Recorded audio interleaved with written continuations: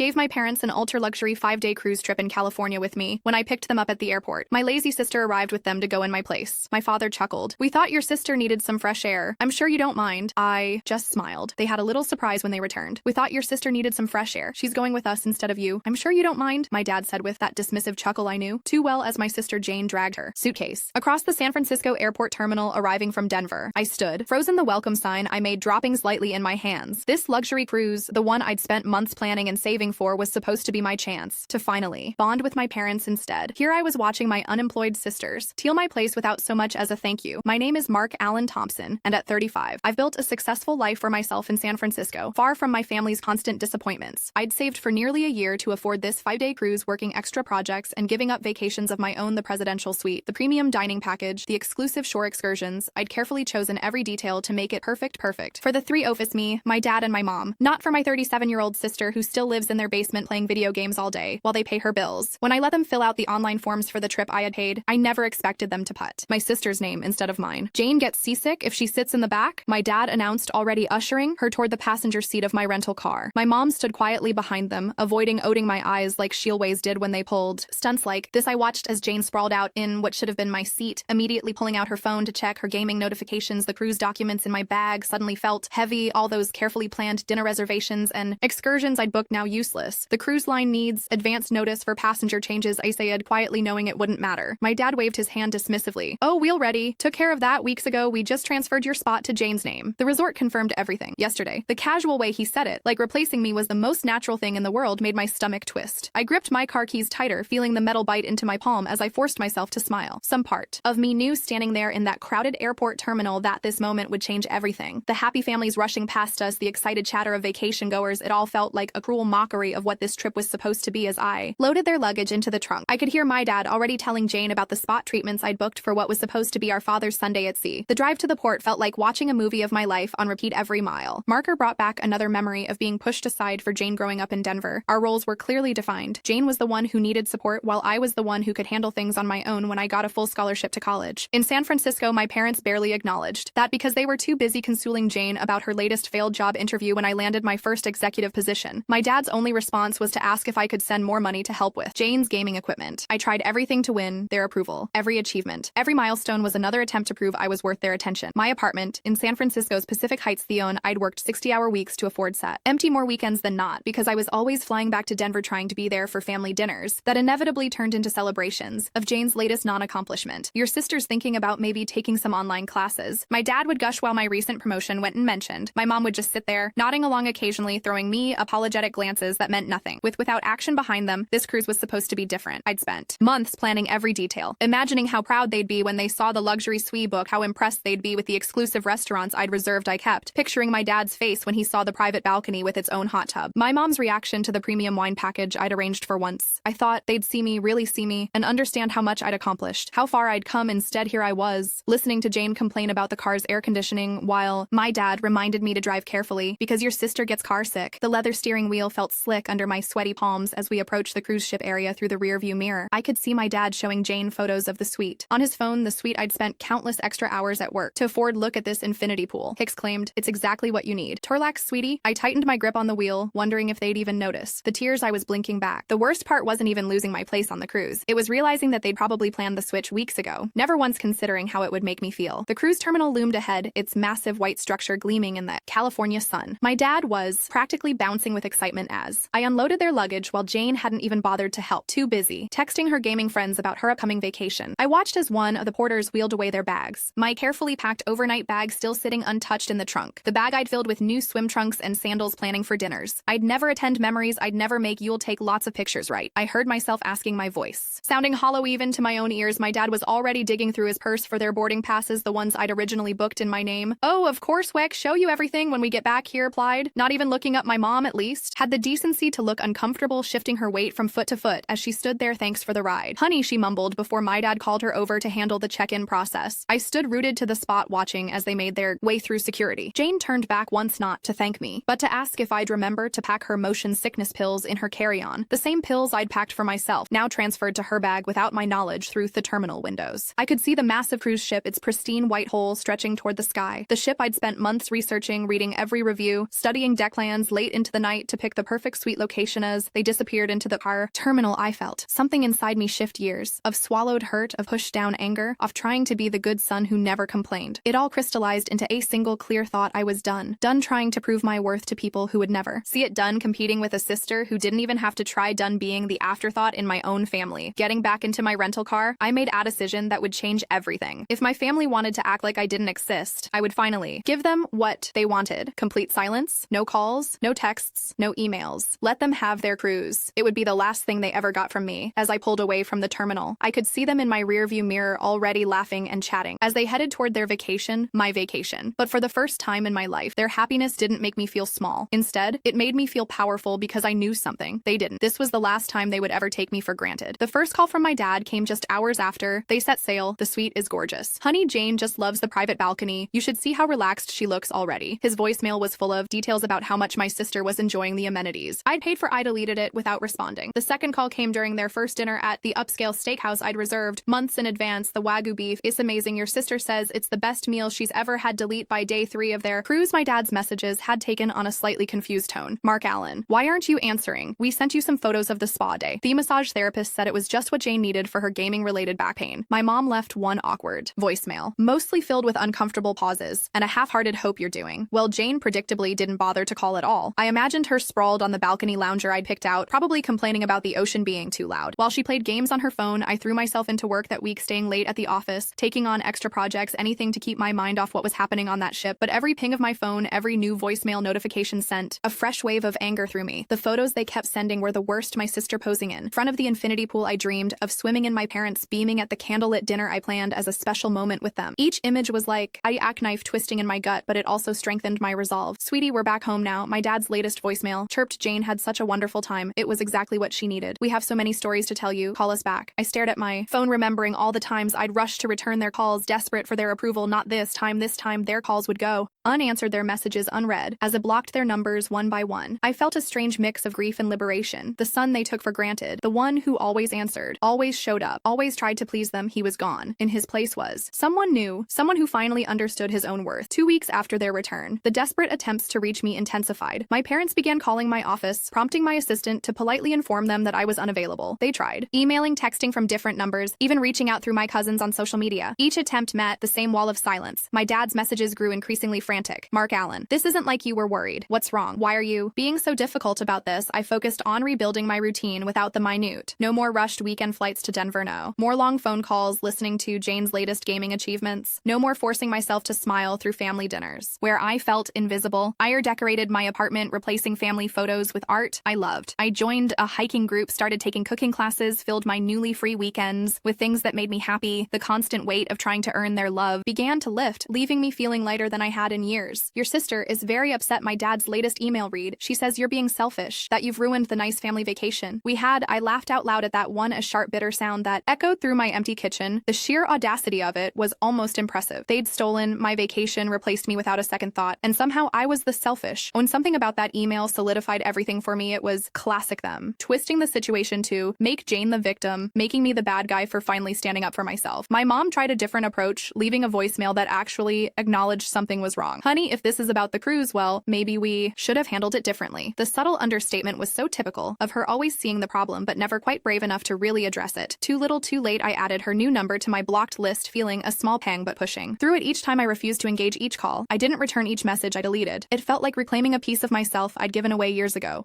3 months into my silence, my dad's facade finally cracked. His latest voicemail was different, raw, emotional, without the usual excuses for Jane. Mark Allen, his voice cracked. I understand now, the crew took it from you. You worked so hard to give us something special and we didn't even think about how it would hurt you. We've always taken you for granted because you were the strong one, the successful one. We thought you didn't need us like Jane does. I see now how wrong we were. My mom followed with your own message, her voice heavy with regrets. I've been a coward all these years. I've watched your father and sister dismiss your achievements, and I never stood up for you. I just let it happen because it was easier than rocking the boat. You deserved better from me. You deserved better from all of us. For the first time, I heard real pain in her voice, not just discomfort. The most telling response came from Jane. Complete silence, no apologies, apologies, no acknowledgement of what she'd done in her mind. She probably still saw herself as the victim, but her silence spoke volumes, highlighting exactly why. I needed to step away while my parents were finally facing their mistakes. She remained unchanged, entitled, expecting the world to revolve around her. I sat in my home office looking out over the San Francisco skyline. As I listened to their messages, the sun was setting, painting the bay in shades of gold and pink, and I felt a profound sense of peace wash over. Their belated recognition of their behavior didn't fix the years of hurt, didn't erase the pain of being replaced on that cruise, but it validated my decision to stand up for myself. Their desperation to reach me proved what I'd suspected all along. They'd only valued me when they couldn't take me for granted anymore. Later that evening, as I deleted their latest messages, I caught my reflection in the window, shoulders back, head high. A quiet confidence in my expression that hadn't been there before. The son who would have done anything for their approval was gone. In his place stood a man who finally understood that their approval had never been worth the price they demanded. 6 months into my silence, my life had transformed in ways I never expected. Without the constant drain of trying to please my family, found energy I didn't know I had.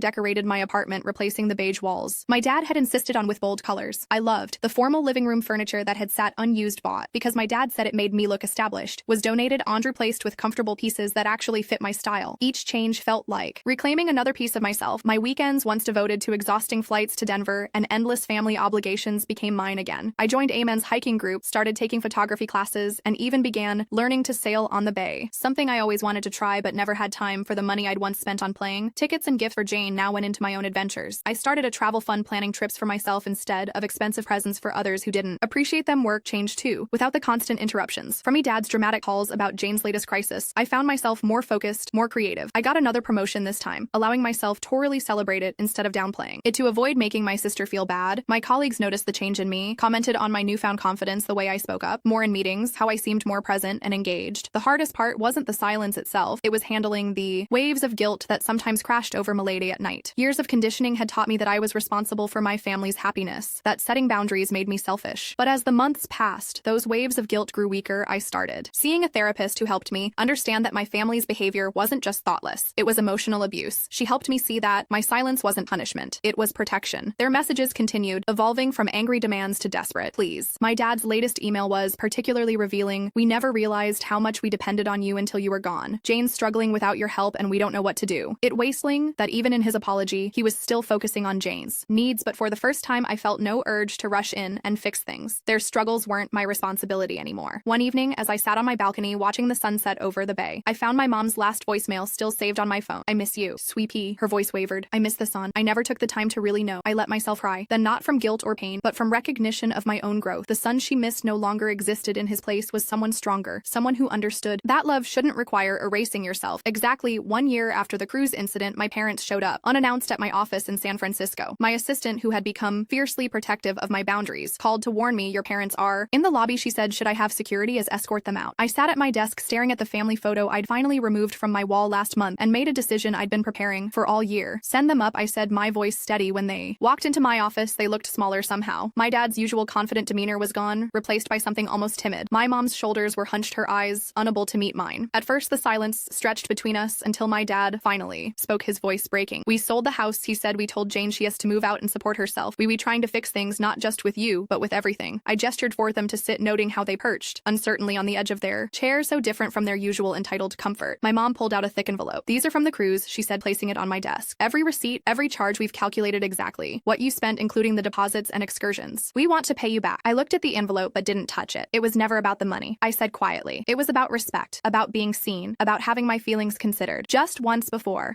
my dad started crying, then real tears. Not the manipulative ones I'd seen him use so often. We know, he whispered, we know that now, but we didn't just come to repay the cruise. We came to tell you that we're in therapy, both of us learning why we did what we did, why we put so much on you, and expected so little from Jane. Listened as they talked about their realizations, about the damage they'd done, about their hopes to rebuild not the relationship we had before, but something new, something healthier. They didn't ask for immediate forgiveness or demand I resume contact. Instead, they gave me something I'd never received from them before. Respect for my boundaries. As they stood to leave, my mom handed me a letter. Take your time, she said. Read it when you're ready. We'll wait until you decide if and when you want us in your life again. They walked out of my office without trying to humor or make me promise anything. I sat there long after they'd gone, holding the unopened letter, feeling the weight of all it represented for the first time in our relationship. They were putting my K&E first. It wasn't earth-shattering or dramatic, just a quiet acknowledgement of my worth, my right to set boundaries, my power to choose the relationship I wanted. It's been 2 years since that day. In my office, I did eventually read their letter, a 12-page confession of every time they pushed me aside for Jane, every moment they'd taken me for granted, every opportunity they miss to be real parents to me. It wasn't just an apology, it was an acknowledgement of who I'd become despite their treatment. They wrote about watching me from afar this past year, seeing my success, my strength, my refusal to myself anymore. Jane never did apologize. Last I heard, she was finally working at a local gaming store forced to support herself for the first time at 39. My parents maintain careful boundaries with her now, no longer rushing to solve her every problem. They're learning slowly but surely that enabling her was never love. It was fear